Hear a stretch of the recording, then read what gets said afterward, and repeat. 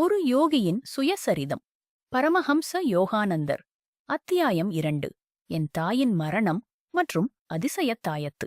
இந்த அத்தியாயத்தில் சிறுவயதில் முகுந்தலால் கோஷ், அதாவது யோகானந்தாவின் சிறிய பருவப்பெயர், தனது வாழ்க்கையின் மிகக் கடுமையான தருணங்களில் ஒன்றை எதிர்கொள்கிறார். அதுதான் அவர் தாயாரின் திடீர் மரணம்.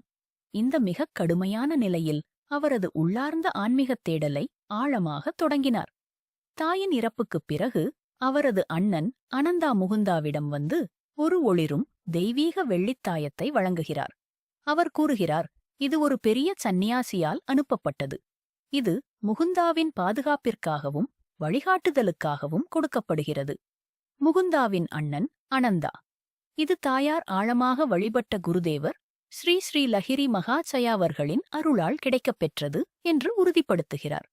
பல ஆண்டுகளுக்குப் பிறகு இந்த தாயத்து அதற்குரிய வேலையை முடித்தவுடன் தானாகவே மறைந்துவிடும். ஆன்மீக சொந்தங்களே, இதன் மூலம் நாம் புரிந்து கொள்ள வேண்டியது, தெய்வீக உதவி நமக்கு தேவைப்படும் நேரத்தில் நிச்சயமாக கிடைத்தே தீரும்.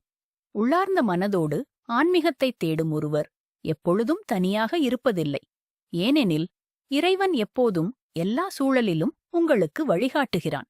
ஒரு புனித சாதுவால் கொடுக்கப்பட்ட இந்த வெள்ளித்தாயத்து ஒரு சாதாரண அதிசயமல்ல.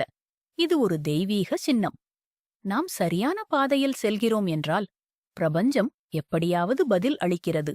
அதிசயங்கள், வழிகாட்டும் செய்திகள் அல்லது தெய்வீக தூதர்கள் மூலமாக. யோகானந்தாவின் வாழ்க்கைப் பயணத்தில் அற்புதங்களும் ஆன்மீக வெளிச்சமும் எப்படி ஒன்றிணைகின்றன என்பதைத் தொடர நம்முடன் இணைந்திருங்கள். இது ஒரு இனிமையான ஆன்மீகப் பயணம்.